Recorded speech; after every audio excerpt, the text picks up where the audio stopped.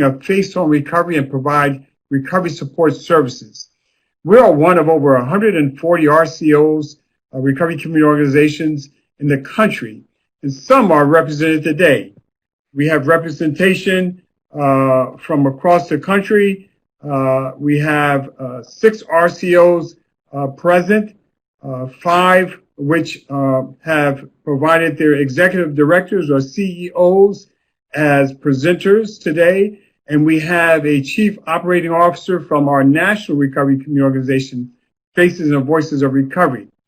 We may have some notables. I'm not sure who is in the audience, but certainly we have Stacy Charpentier and her staff behind the scenes making this work. Unfortunately, the capacity is only 100 people, and it will probably reach that. But right now, we understand that some people will not be able to access this discussion, and we will provide the video at a later date. Right now, I'd like to welcome the panelists and certainly thank them for taking time out of their busy schedule.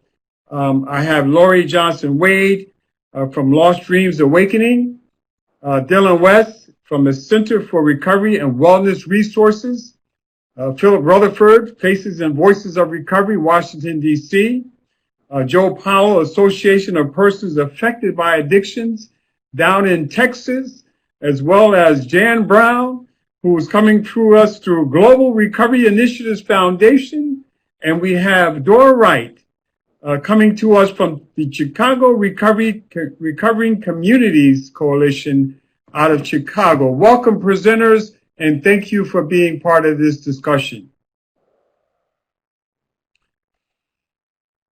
I want to first start off by mentioning to everyone that we had sent out a constant contact promoting the event because we felt that Black Lives Matter. We're not affiliated with Black Lives Matter, but Black Lives Matter, and it matters in our country as to what's been happening and what you are experiencing in these time and era. So we understood how Black lives affect people in recovery. And so today the discussion will be about particularly the Black and Brown community as we continually work to understand the impact that Black lives have in the recovery community. I have some questions that I would like to share with the panel.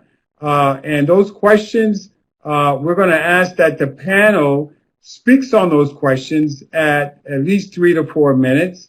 More importantly, we're going to ask that each of the panelists give their thoughts on the question itself.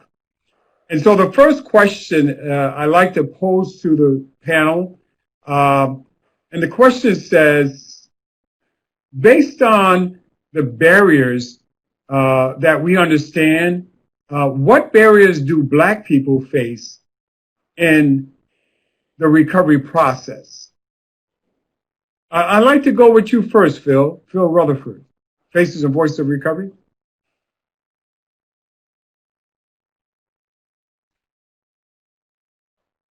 Is your mic unmuted? Hi, everyone. I'm Phil Rutherford from Faces and Voices of Recovery. I appreciate the opportunity to be here. When I was thinking about this question, what barriers do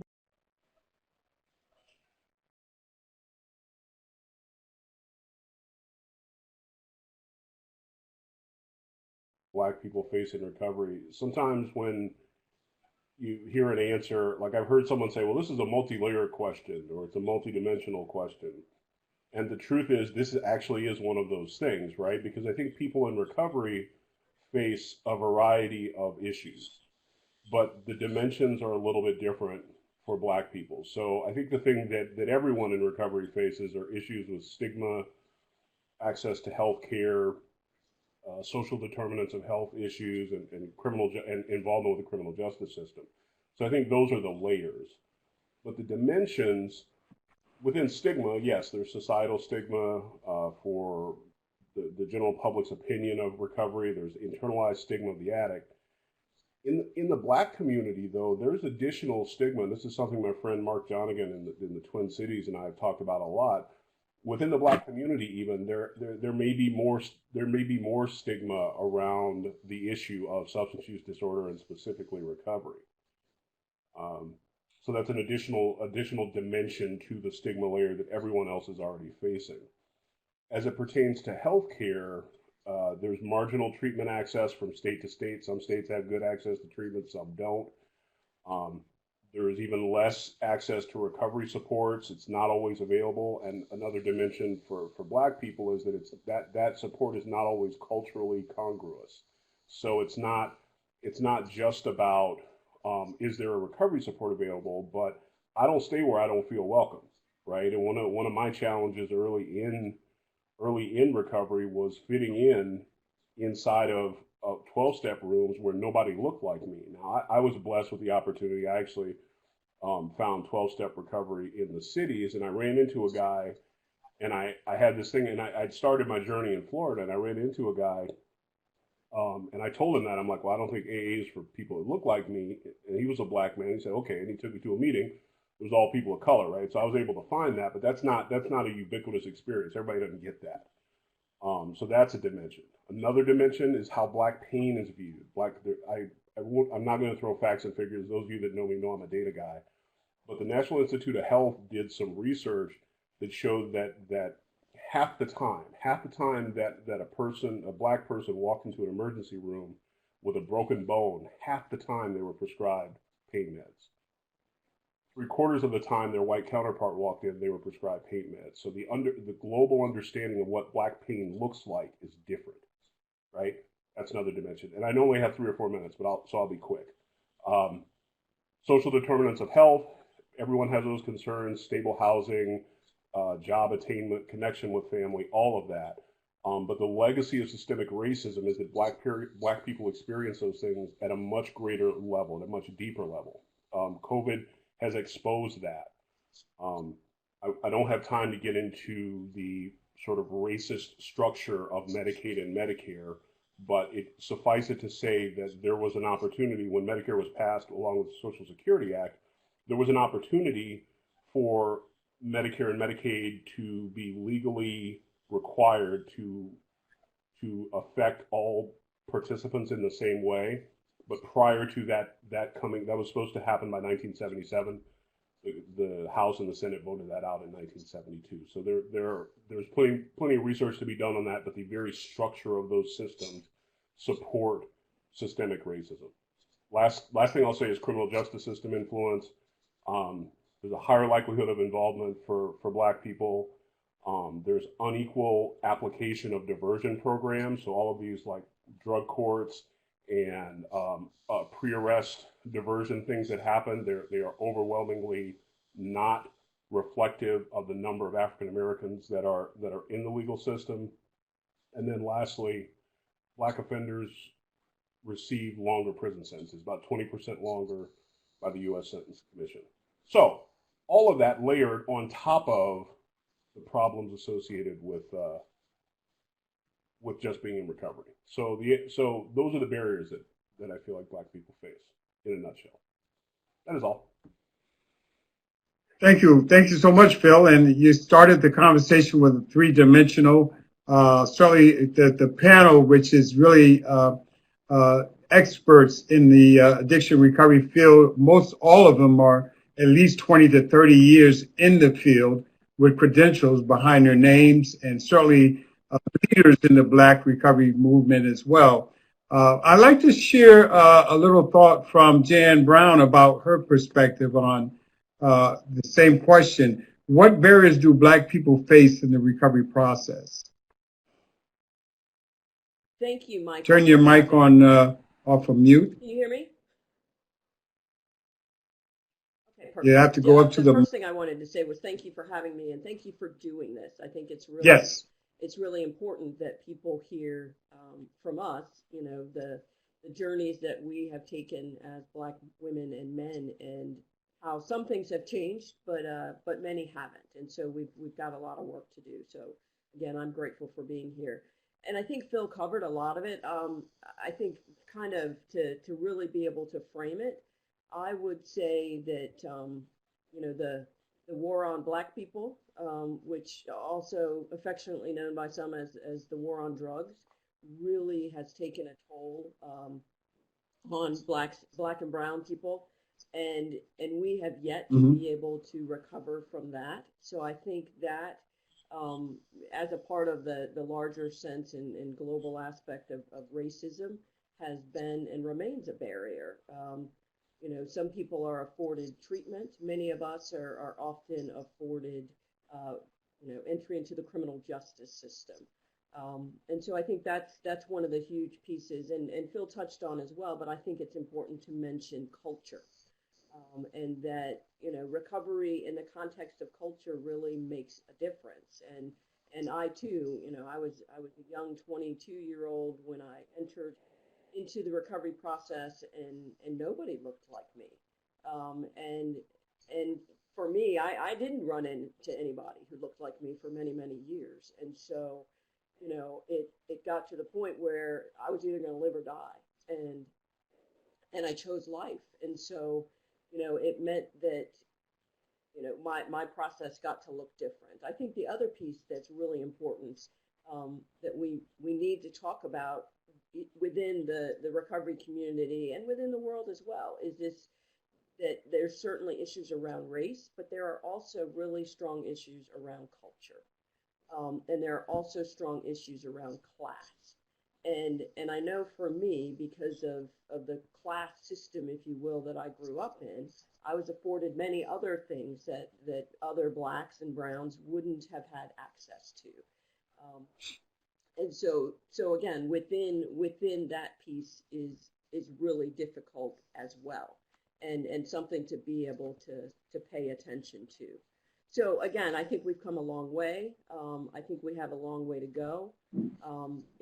Again, Phil mentioned a lot of it is really about access, and it's about acceptance, right? Being able to make room for people who look different than the larger society looks in terms of recovery. So that's what I've got for now. Thanks.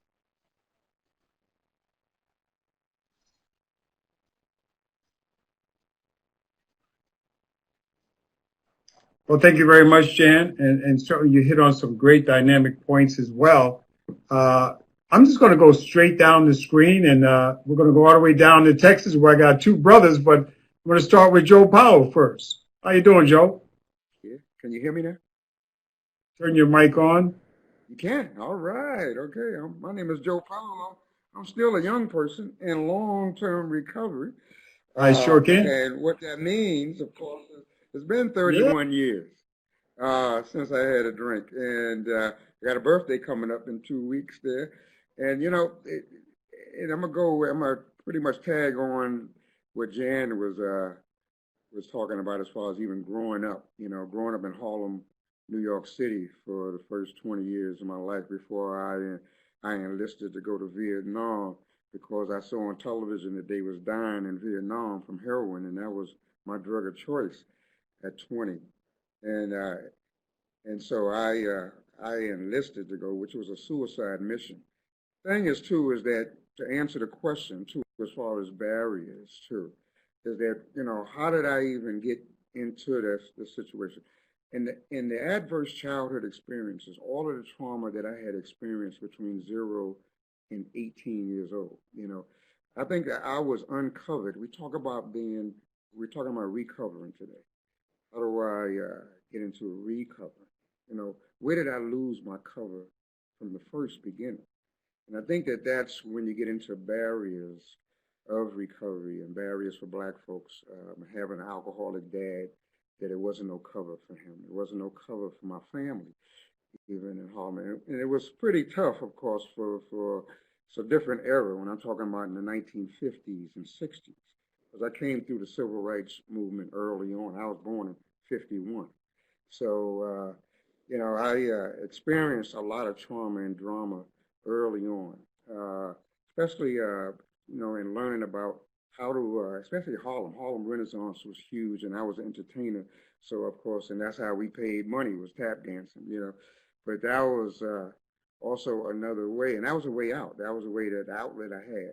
But I lost my cover at 4 years old, I believe, with the first trauma, with seeing, you know, my dad act out and his alcoholism, with the violence, you know, and then a boy seeing his mother. Anytime you know, that's one of the ACEs questions, you know, I mean, have you ever seen your mother get hit?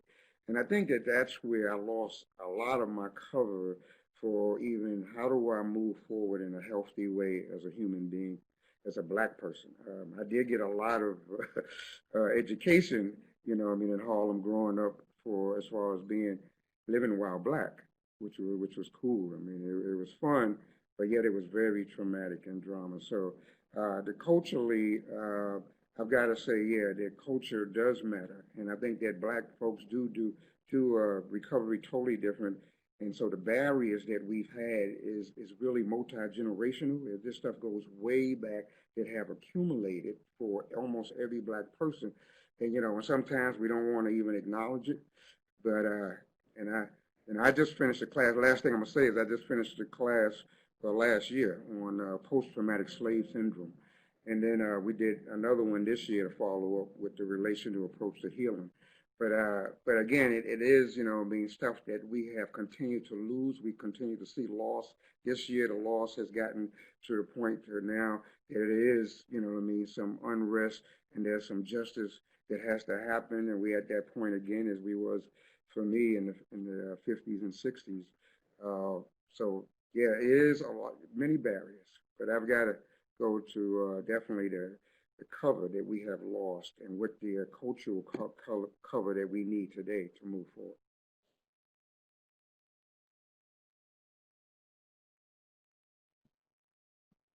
Now I can't hear you. Probably back to the days of being in the court systems, getting sentenced like it was shared earlier, and wanting to find a way to get some help, but help was not available because it wasn't offered. And so I did 7 prison visits before I got to a place where they would support me with re-entering into a halfway house instead of putting me right back in the street.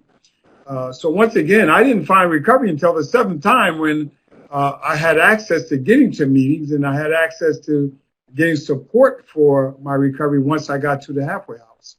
I'd like to shift gears and go all the way up to the state of New York and hear from my dear friend Lori Johnson Wade about what are some of the barriers that you have or know of that exist in the black community to face the recovery and getting in the recovery process. Lori? You have to unmute your mic.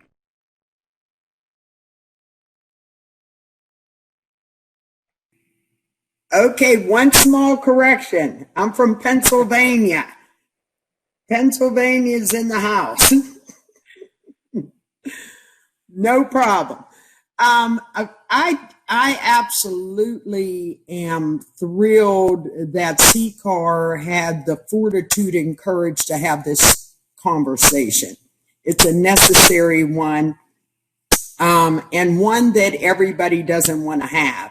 So I definitely commend CCAR for their being a trailblazer around this issue in this climate that we're living in right now, which there's great opportunity. You know, there's great opportunity to shed light on the invisible knapsack. So it's becoming more visible, and now we have to unpack it and deal with it. One of the barriers that I see that African Americans face in getting treatment are multifaceted, as my colleagues here have already alluded to. You know, stigma. Let's talk about stigma. I reached out to leadership in my state to start having conversations around how people of color, black and brown folks, are treated when trying to access treatment.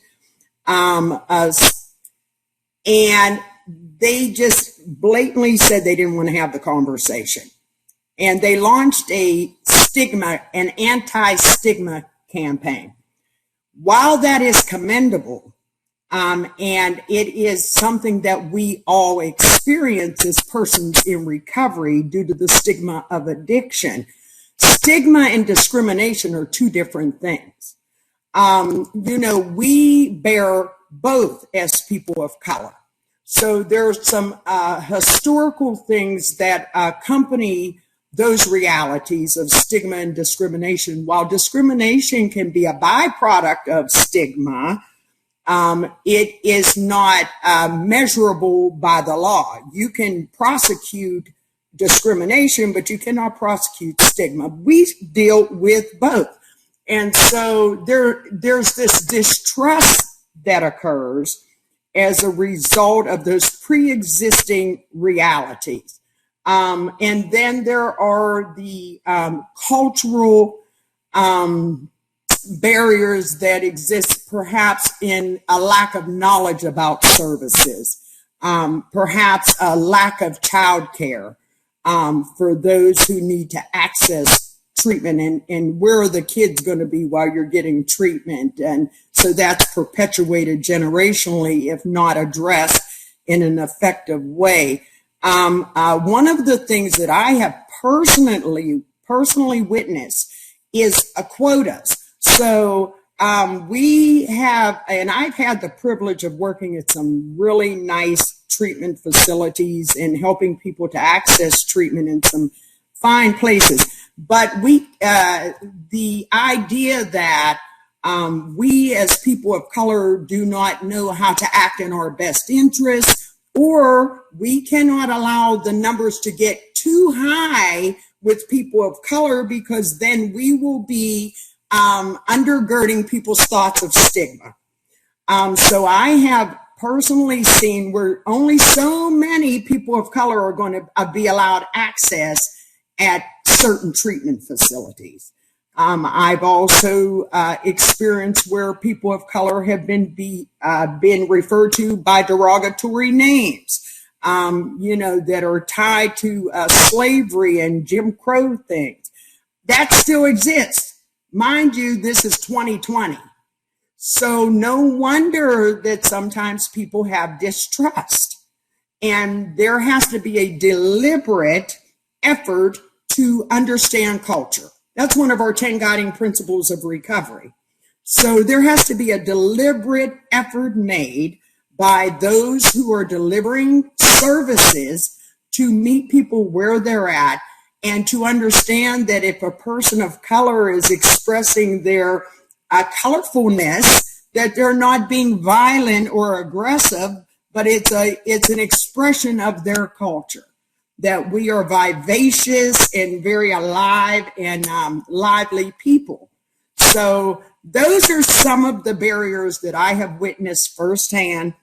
Those are some of the things that I will continue to advocate for, is that we not only address stigma, but also discrimination. Because to put a blanket over it as all stigma is unfair. So those are my perspectives on some of the barriers that people of color face in accessing treatment. Thank you, Lori, and certainly you touched me a little bit with the the stigma and the discrimination, how you can you can rule on discrimination, but it's difficult to rule on stigma. And certainly, once again, my pet peeve is that I'm more aware how treatment options for Black and brown communities are not as available as prison sentences are. And it makes me very, questioning why, after so many years of realizing the impact that it can make, those changes are not being made yet still. So once again, thank you for that comment and really the discussion you had. I'm going to shift back down to Texas and invite my friend, my dear friend Dylan West to come on the mic. Dylan, talk about what barriers do Black people face in the recovery process? Good afternoon. Good afternoon. I'm Dylan, and I'm a person in long-term recovery. What that means to me is I haven't used any drugs and alcohol since November 8, 1992. And for that, I am a better man. And I am very grateful that I found my purpose in this recovery movement.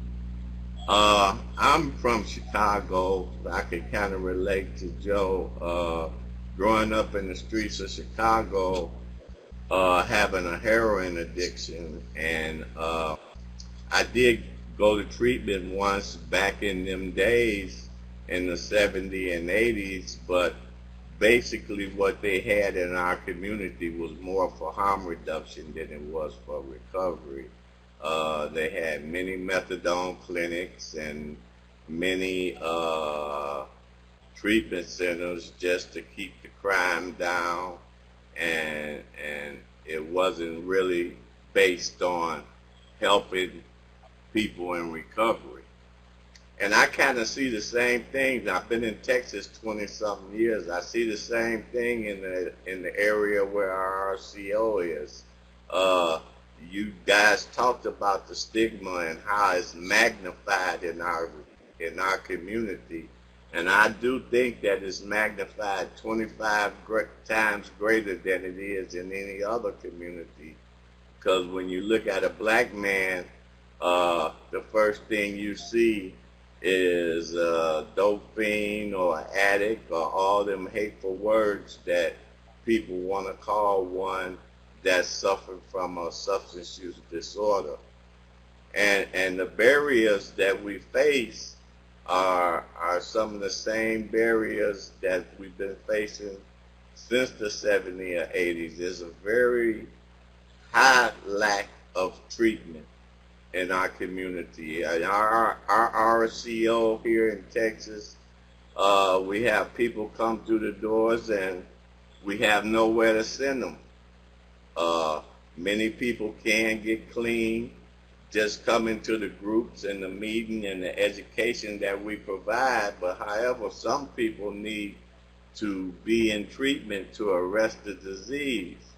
And the barriers that I see that we face is the disparities. Treatment take all the dollars that RCOs need to function in the community. I mean, they have the recovery coaching, they have the treatment, they have all the services at a one-stop shop. And so when one person get out of treatment, there's nothing left for them. And here we are, the RCOs, struggling, and we're trying to help people in the community, and we have lack of services. Many of our services that we provide are free. And I think the RCOs is, I found after working in treatment for 20 years, I wanted to help people in the community. My pathway to recovery was the prison system. I went to jail, and then when I got out, I was afforded an opportunity to work in the prison system as a counselor. Then I was afforded to be a director of a program in the prison system. So for my personal journey was huge, but there's a lot of people that don't have to meet the prison system to get in recovery if they can walk in an RCO and their journey begin there. But in our community, many of us are introduced to recovery through the prison system. We get sick and tired of going to jail, and then we have an opportunity at treatment and we change. But there's been so many people since I've been working as an RCO that come through here that don't need to go to jail and never have to go to jail, and their lives become better. We don't promote recovery community organizations in the black community. We don't promote enough to have recovery in communities where there's disparities, and we don't in other communities, in other neighborhoods, you see all kind of programs that promote and advertise and have services for people that's coming off the street. Here we starting to have recovery high schools, but you don't see people my color in these recovery high schools. We don't have recovery high schools for people that's black. We just don't. You may see a few blacks in a recovery high school, and that's a huge disparity. So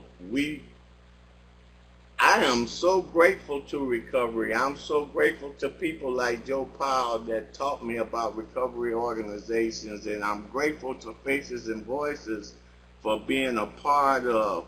But I had to struggle and fight and find this recovery. You know, I feel like we should be afforded an opportunity to teach this recovery in our communities. So many more people can be saved.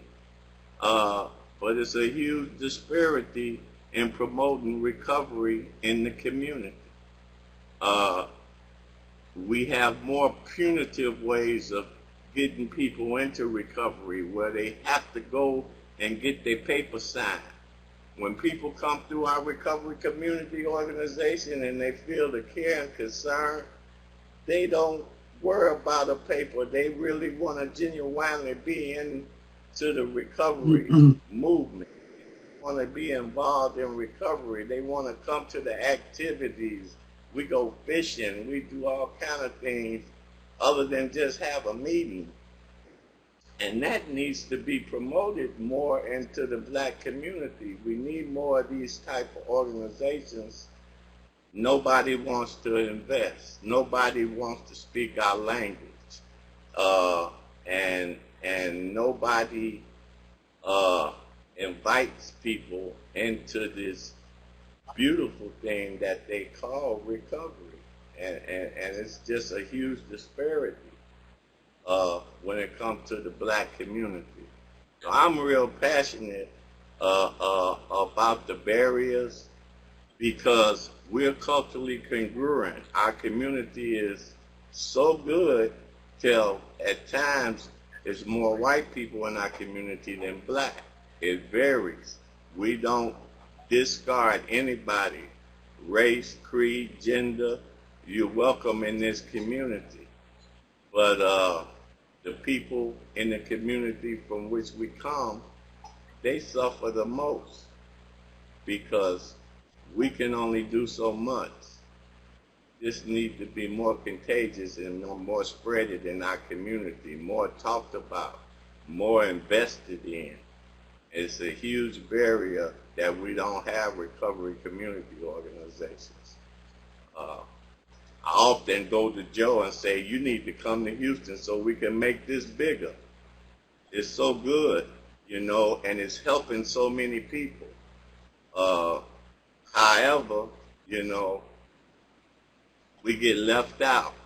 The dollars that's for this get ate up in treatment and in other programs. The people that's been doing recovery, they do it the same old way, and it becomes a counterfeit thing than the realness of a pure recovery. And then it becomes generic, and I see that's happening right now with recovery and recovery coaching, and I don't see the people that need to be involved and participating involved. I see people now 9 to 5 recovery coach, 9 to 5 recovery coach. They go to work, they come home, they don't care nothing about a meeting, they don't care. They went to my class just to go get a job. And that's a huge disparity for me. That's all I got. Hey, thank you, Dylan. Thank you, Dylan. We certainly got a lot out of you. But based on the time limit, we want to keep this between 3 to 4 minutes because we got 2 more questions for the whole panel.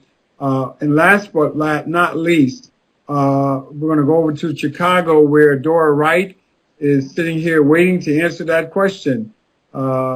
Based on that question, what barriers do Black people face in the recovery process, Dora? What's your thoughts? Hi, I'm Dora, and I'm a person in long-term recovery. And what that means to me is I've not had any drinks or drugs or any types of pills in 33 years this September. It's ironic that my anniversary falls in September month. I want to thank you, and I want to thank all the panelists because it's real important. And my list of the top 3 barriers, I made a word out of cultural stigma, because where I come from and what happens in our community so many times is because of my culture being an African American woman, there's a stigma associated with it. The second one is availability of services. When I sought treatment, I was not able to get treatment due to lack of insurance. I had Medicaid and I could only get 3 days in detox. The third one was there was some other health issues. I had a long-standing mental illness and there were some other health issues that I had to address. So for me, being in the African American community on the west side of Chicago, I left my community to go to a predominantly white community to seek services for myself and my children. I later moved back into my community to provide service. After working in treatment for 20 years, inpatient, outpatient, residential, I began to notice the numbers with people who looked like myself were fewer. Access to treatment was still prevalent and is still prevalent today. So those were my top 3. Limited services. I think that in the community and the family that I came from, alcoholism was socially acceptable. There wasn't a lot of education around it being a disease. Where do you go get help at? What does recovery look like? In the community that I came from, there was no talk of things like this. I'm not saying that it wasn't there. There were no talk of it. It seemed to be something that was just like, okay, it's supposed to be there. What do we do about it though? So those were my top 3: stigma, availability of services, and health issues that impede the person from getting the help that they need in the Black community. Thank you very much, Dora. Thank you for all your answers to that question, panel. We hear racial and ethnic health disparities across the board. Certainly access is another issue of main concern. We heard Phil and a couple talk about mass incarceration, even from the front end of the criminal justice system. Stigma has been played through Lori Wade's discussion, through Jan Brown and Dora. Stigma feels, we talk about stigma, but people have to recognize why stigma is such a barrier across the board. Not even just recovery, but across the board in the Black community. So once again, we have this forum because we want people to understand why Black lives matter in recovery. Because the fact that, we have this society that can provide a vehicle of recovery for people. But when it comes to the Black community, the culture that we grow in, it's a disparity based on the access, need, support, resources. Across the board, there's a limit that is placed when me of color come into a facility or institution asking for help. And all of a sudden, the whole dynamic changes because there's some barriers that's going to be persistent based on my color of skin. So thank you, panel, for going through that first question. I have another one. And I want to talk a little bit about the role of Black people in the recovery movement in the United States. And because, like I shared earlier, you guys, I thank you for the invitation that you accepted, because you guys are like the national leaders in the recovery movement in the United States. We have Joe and Jan and Lori and Phil and Dylan and Dora. You guys, not only the fact that you have a number of years person in recovery or a family member or an ally or a friend of recovery, but you guys are overseeing and organizing and motivating the recovery community organizations that you are affiliated with, that you represent, that you lead. You're leaders. You're Black leaders in a recovery movement organization. And so I wanted you to just share a little bit about that role, the role that Black people have in that movement. Who else can speak to that but you guys? Let's start off again with Phil. Thanks. Wow, that's feels like a lot of responsibility all of a sudden. So I just, but and even before I do that, I just want to go back and highlight one thing that you said. Someone even said it in the chat. You highlighted, or you asked a question about why prison sentences were more available than treatment options, and I just want to lift that up and honor it. And it's probably because I work mostly on policy, but there is a specific answer for that. It's not just like, it's not random. It's not just cause. It is because that is the design of the system. And a lot of times when I say that and I start talking about systemic racism, people get uncomfortable, and it's like I'm not saying that because I want pity or I want anyone to say, "Oh, that's so sad." That's not why. It's because I want to create policy change as it pertains to the criminal justice system, so that treatment options are more available than prison sentences. So that I just wanted to lift that up, because that is a probably one of the most significant barriers that we find in terms of Black people getting recovery, is that they're sent to jail as a first model of treatment. So I said that. Second thing, there are way more qualified people on this call to talk about their role in the recovery movement. But I just, when I read this question, initially I started thinking about movements in America. And so I did a little homework, right? And I was looking at all of the movements that have happened in America and Black people's roles in them, right? I looked at at Reconstruction, right? There are 1,500 Black politicians from 1863 to 1877. And I know that now, and I think I learned that later. I mean, I learned that from my parents, but I never learned that in school.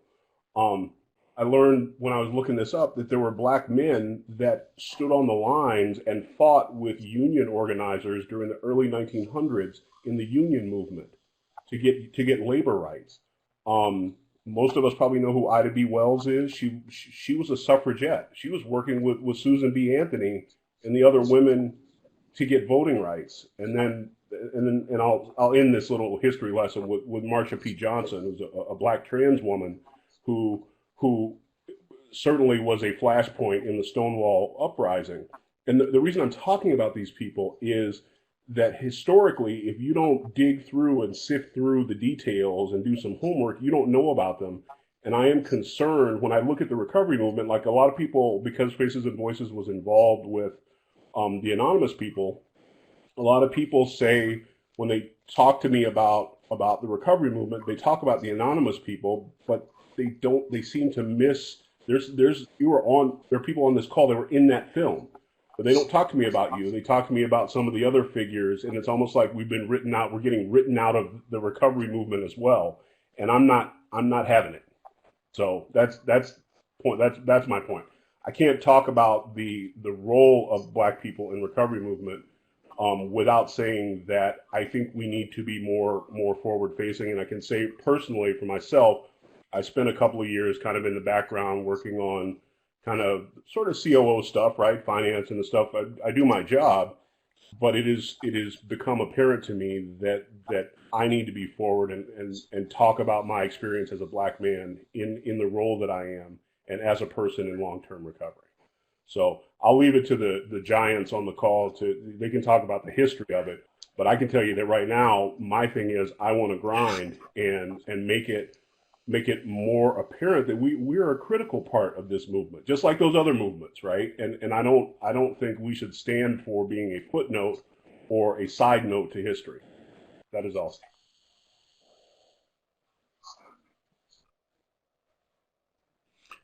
No, thank you very much, Bill. And so thank you for the history. And it makes me start to realize how valuable we are in any movement, but certainly the fact that, you brought my pet peeve, which was, less treatment options and more treatment options and less prison options, makes me aware how important it is to become a advocate, because now one of my roles as an advocate is to go out there and be the voice to the voiceless and let people know the concerns and issues that I have as part of the recovery community. And that's a very large concern. As we can see now, one of the barriers is access to services, because people are not getting services, they're going to prison. What do you think, Ms. Lori Johnson-Wade? I'm going to switch right back to you, Ms. Pennsylvania. Talk to me about your role and what you think the role is of the Black community in the recovery movement here. Okay, thank you again, Michael and Phil, who went before me. I am a recovery historian, so, when I look for those who have impacted the recovery movement historically, there's not a whole lot out there documented. However, just for reference sake, we have the legacy of Frederick Douglass and Malcolm X. And Frederick Douglass stating that a man would still be bound even if his shackles were loose, if he were chained by addiction. Alcoholism was the order of the day. So he cautioned his brothers and sisters at that time that sobriety was the key to freedom, rather than to be rid of your shackles. So, and that's mentally also. We know about brother Malcolm X.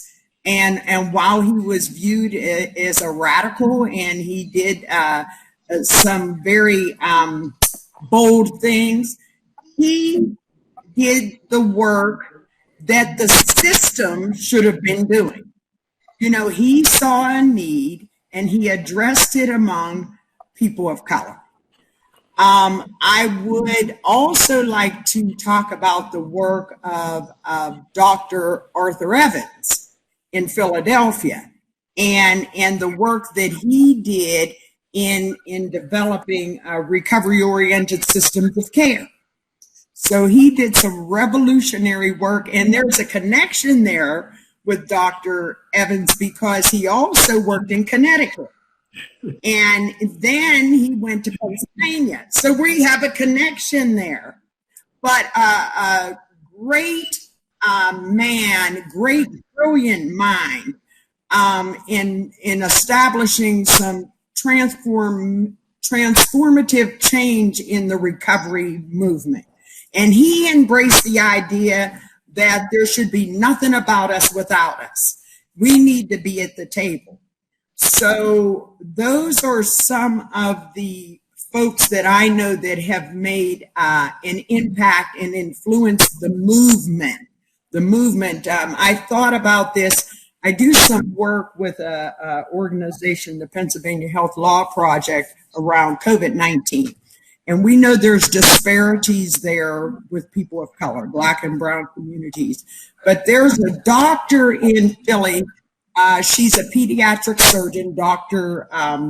Stanford, and she took it among herself, young Black doctor, to start administering these tests herself when she saw people dying of COVID, people of color dying in disproportionate numbers. She paid for the test herself. These are the things that we may have to start looking at. What are the things that we need to establish collectively to address some of the disparities? Do we need to indeed be part of a movement ourselves, like Faces and Voices have with Black Faces, Black Voices? Perhaps we need to, again, have a leader rise up in the recovery movement and say, this is what needs to be done for the benefit of the whole. So I commend my predecessors. I think they've laid the foundation for us to have this conversation today. Thank you, Michael.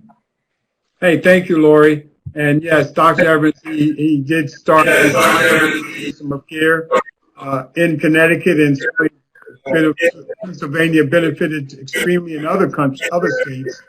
But yes, we also recognize that recovery system of care was really to galvanize the culture of our communities and those Black and brown communities in particular. Thank you so much. Going back down to Texas to Brother Joe Powell. What's going on, my brother? Talk about your role, Joe, as a Black person in the recovery movement. All right. Can you hear me? Yeah, I can hear you. All right. Yeah. So, yeah, I appreciate, this is a great question when you look at as far as the history and our role today in the recovery movement. And, Phil and Lori pretty much touched on it, Again, and for me, I got to go back growing up with seeing Malcolm X on the corner every day. I had to walk past him, and he's letting us know, that all about really recovery, how Black folks, can recover today, and really to be autonomous and really to move toward health, wellness, and recovery. I got to look at, the role, our mission at my organization is to educate all segments of the community about addiction and mental health recovery and provide recovery support services. So education, I heard Phil gave us a little history too, him and Lori, but that's one of our roles, I think, is to educate the community. How do we educate the community? Even with the training that we created with Faces and Voices of Recovery, and back then it was called media message training. Now it's the power of story. How do we even tell, the allies? How does an ally tell? How does a family member be a part of this? And I think that, I've got so much, of course, history of going back and seeing, all of the fellas, Tom Hill, Bill White, and Andre, of course, in Detroit, and a lot of the other fellas. But Don Coyus was one of the ones that made a big difference, too, for me, sitting at the table, especially Faces and Voices of Recovery table, when he noticed that, he said to me, I got to go and really do something for my people, and he left and went and started the White Bison. He had already started the White Bison, but the Wellbriety movement, he pretty much focused on the Native Americans, he focused on his people and the fire starters of recovery. And that was a biggie for me, I've got to say, of course, growing up with Gil Scott Heron and all of those guys, too, out of New York, and Dr. Evans. I like Lori, she mentioned Dr. Evans and the recovery-oriented communities of care. And that's what I call them, because today, my community, being on Martin Luther King Boulevard, it reminds me of almost like being in Harlem on 129th Street, 125th Street, and how this community here, how do I move a community toward health? And it is going to take all of us to move a recovery-oriented community of care. There are systems of care when we look at systems like the criminal justice system that we're talking about, or the justice-involved system, and you got, the education system and all that, and especially even with collegiate and recovery systems, because I've had collegiate recovery programs that say, we need to start Black lives in recovery at collegiate level, because I think, and you already said it, Mike, that how they just wasn't really being represented as far as people of color.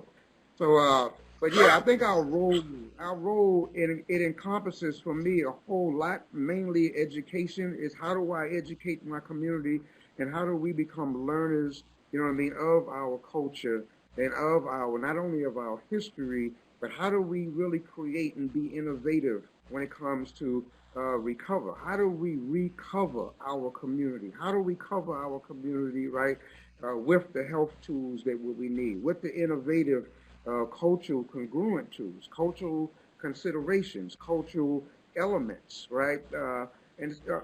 For our communities, and that is huge right there. I think we've got a lot of leaders are stepping up now. It's kind of sad that we had to wait till they get to we have to hit bottom or hit a crisis before we come together, But here we are. So now, it's about stepping up and really becoming those leaders, right? And we're actually providing those, recovery, leadership, education, of course, and all of the tools that we know about, in the behavior health, and all of the behavior health providers. I think when it comes to behavior health, those are our allies. People that also are talking about therapy and all of that, right?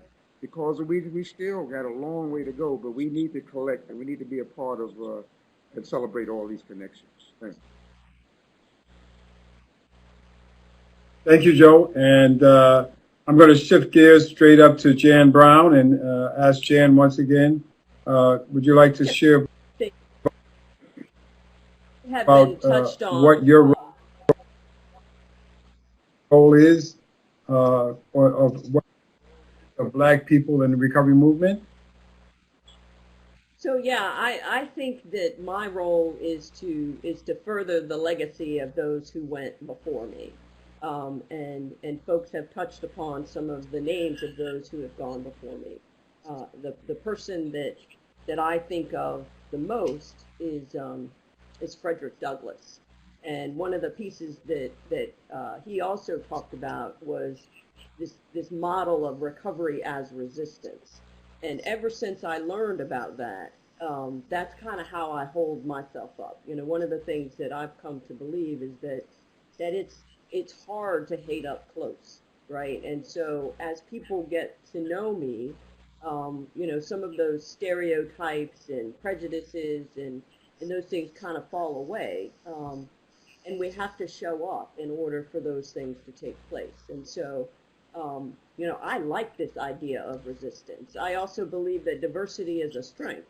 And so I believe that there really is and cannot be a healthy and powerful recovery movement if we're not in it, right? So the recovery community needs us. It needs Black people and brown people and women, and it needs all of us, right? And so I think for us to be empowered and to know that, and then to be able to advance. I look at Joe all the time, and it's like, man, he got to be around those real people when they were coming up. They weren't just like historical figures for him. And so whenever it gets me excited to be around and to be standing really on the shoulders of these giants. And I think looping back a little bit, one of the things that I often think about is there's this picture that talks about equality and equity. And we're striving for this thing called equity. But whenever I see that picture, I see the really tall person and the other people, but the ones who are the most marginalized, they're like small, right? And so it's like we first have to be seen as people in order to even be able to advance this thing called equity. So I really, I have an issue with that, because until we see ourselves as whole, beautiful, amazing human beings that we are, then, and bump up against, the masses, then some of those barriers and things are going to break down. And then, again, there is no recovery community without us, and so we need to know that, and the larger recovery community needs to know that, so that we can continue to help people. And I think the other piece of it is, and Joe mentioned it as well, is that this is a health issue. For some people, they don't think of it as a health issue, and so they can kind of kick it down, to the side. But our very lives depend upon us being people in recovery, and so being able to really just, go bigger and embrace that this is a health and wellness issue, and I think we'll continue to make inroads when we talk more about it in that way. So I get pretty animated around this particular piece of the topic, so I'll let go for that for now.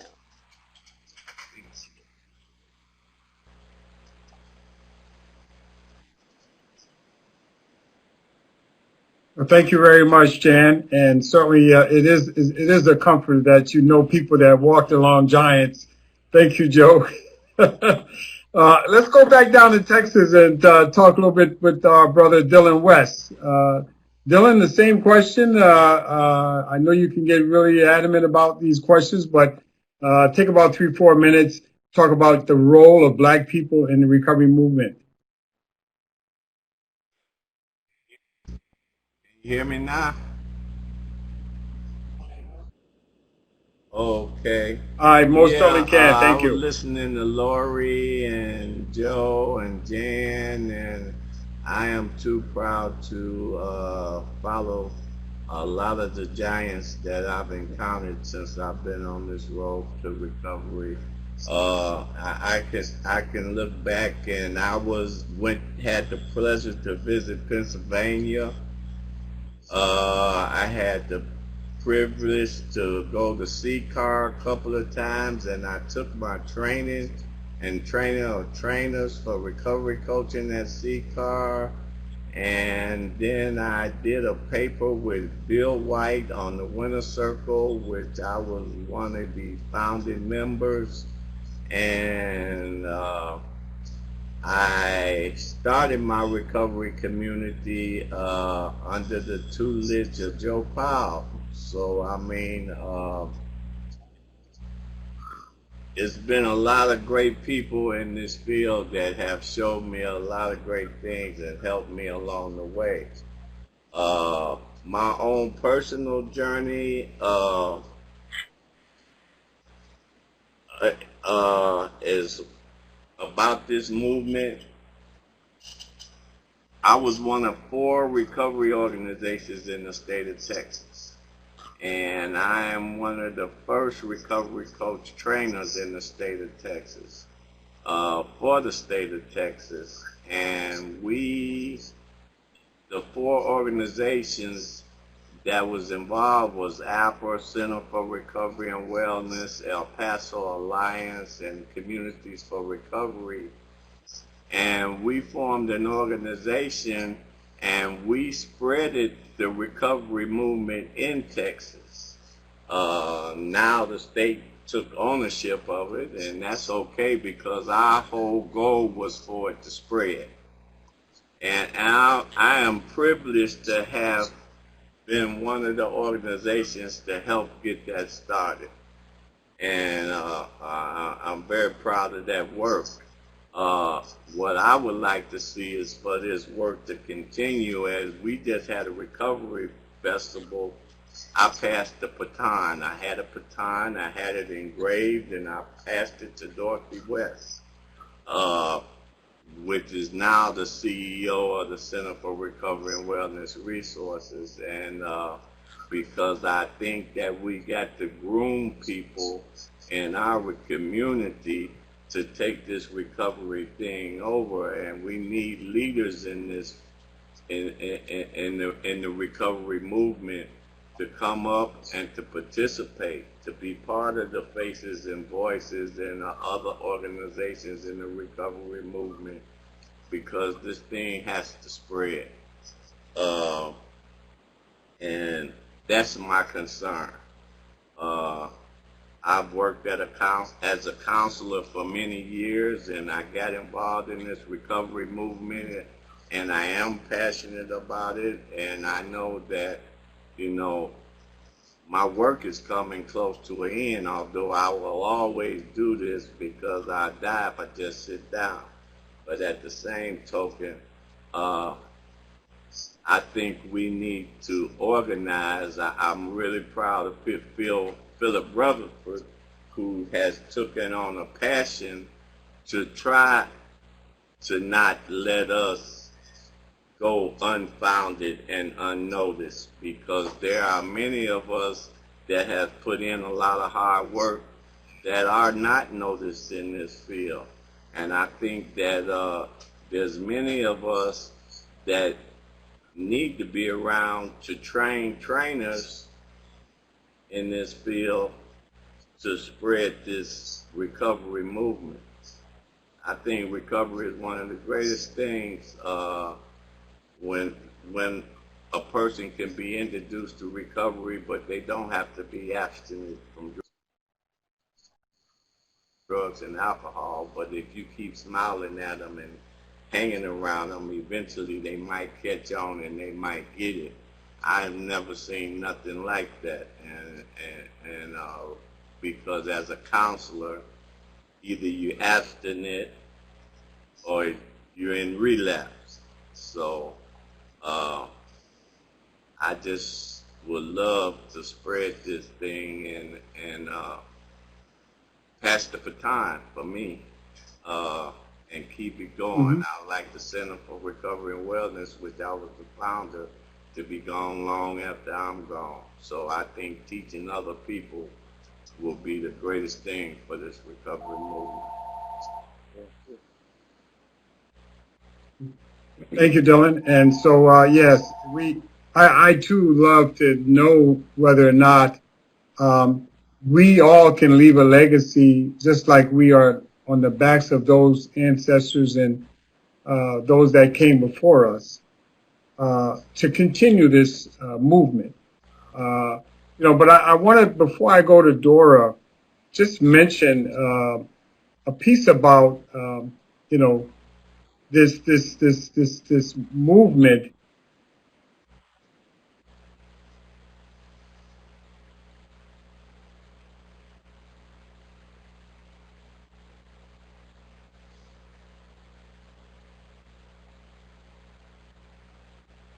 You froze, Mike. You froze. Come back.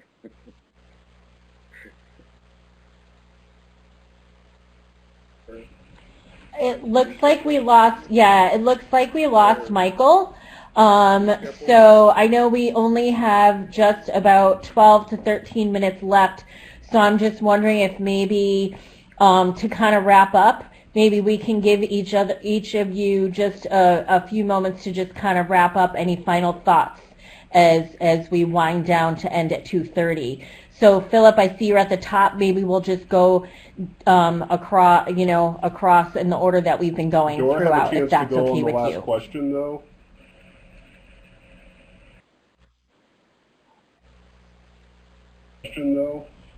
I did not. Oh, all right. So Dora, why don't you? Yeah, absolutely. Take over. Okay. I want to say that my role as a Black leader in the community, like it has been said, I wasn't as fortunate to meet Malcolm X and some of the other people, but like Lori said, there's not a lot documented. But let me tell you who I did meet. I met Alan Skip Land, who said, "You need to be a keeper of the culture." I later went on to meet Joe Powell. I later went on to meet Dr. Evans. And I believe that my role as a Black leader in the community is to continue to educate my community and make a difference, because I am a keeper of the culture. And I may never go down and document it or be documented, but I want to be on the wall for saying that recovery has been the best thing that ever happened to me. And he, as a leader, said that to me. He said, "You are a keeper of the culture, and you have to keep this culture alive, and you have to go back to your community and give what was given to you." So thanks. Thank you so much, Dora. I appreciate it. Lori, did you get a chance to answer that last question too? Okay. I just want to make sure I'm not missing anybody. I see Michael is back, or at least getting back in. So maybe, as I stated before, we can just kind of, hey Michael, I see you're back. I was trying to fill your shoes, although I can't do that as well. The last question from the Thank you very much was, what do you want other non-Black people to know? I just have a couple points. Number one, educate yourself. There's no shortage of information. We live with with all kinds of information at our fingertips.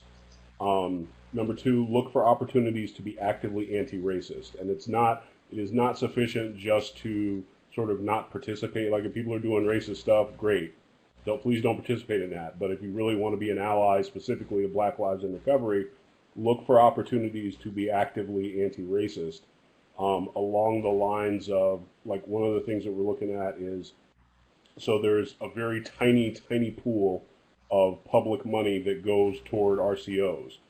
One of the things that we're trying to do to be actively anti-racist is say that part of that money needs to go specifically to Black RCOs or Black and brown RCOs, right? That is an anti-racist act because it is attempting to fix a lack of equity in the system already. Number three, when somebody tells you something, believe them. If you're working with someone that's Black and they say, hey, that thing that you did hurt my feelings or that came off as racist, but believe them. You don't have to agree. No one's asking you to agree, but if someone says, hey, that hurt or that was not good, believe them. And then finally, I know there was a little bit of grief about this particular event bearing the name Black Lives Matter. And I'll just leave you with this. If you're okay with the statement all lives matter and you're okay with the statement blue lives matter, but you don't like the statement Black Lives Matter, there's only one word in there that's different. That is all.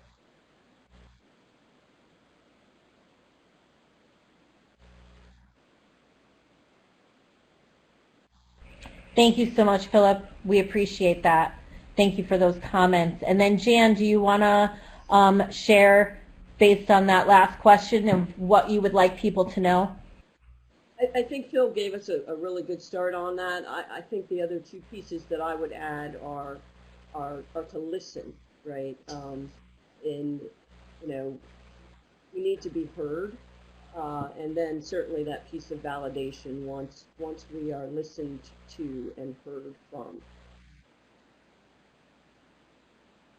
And one of the other pieces, and it's a gift for all of us who are in recovery, and it's to take our own inventory, right? And inventory for me growing up has been about seeing what's present and what's missing. And so to be able to continue to further and develop my strengths and then to be in relationship with a power greater than myself that can remove some of those things that are not assets, that are liabilities and weaknesses. And so I think we all have a part to play in that. I think we need to know our history, all of our history, not just the pieces and parts of history that are positive and that people want to talk about. And to one of the things that I'm finding is that people, the conversation stops often when people say, I wasn't there, or I didn't do that. And while that is accurate, I mean, I didn't live hundreds of years ago, I carry on those legacies. Those things move forward. They come forward with me. And so we all have a responsibility to be part of this solution. And, I'm just grateful that I get to stand up and stand out and to just continue to do the work that I'm doing. And, one of my greatest gifts and one of the pieces that I have chosen to begin is to create, a scholar fund that's going to be for Black and brown students. For me, the gift of education has allowed me to continue to move forward. And I think that there's that piece of education as well that others need. And so I'm looking forward to being able to do that. It's certainly something that has come through in my family system. My father was able to rise up from where he was, from his station in life, because he was able to advance his education. So being able to pass that on and make sure that all those who want to have access to education have access to it in a proper education. So again, I'm glad to be here. I'm glad to be able to spend time with my peers and colleagues and friends. And so thank you again. And whoever's next, way to go. Hey, thank you, Jan. And I'm back, guys. I had a short intermission, and I'm going to go back to, and I'm sure Phil shared a few points. Dora Wright from Chicago. What's your thoughts, Dora, on what you would want people to know? what I would want people to know, that What, recovery what is would you possible. want non-black? I'm sorry. What would you want non-black people to know? That we want to be at the table. We want to be included. We need to be heard. We want to be heard. So often, working in the community, people of color feel that they are not being heard, that their voice is not being heard. My mentor said, get at the table and stay at the table. If they don't hear you, say it again. Keep saying it. Sooner or later, they're going to hear you, but don't go away. Because if you go away, then you're not doing your part in the community. So we have to stay at the table, be heard, be included, be counted, stand up. Yes, it's uncomfortable, but we can do it. Thank you, Dora. How about you, Miss Lori Wade?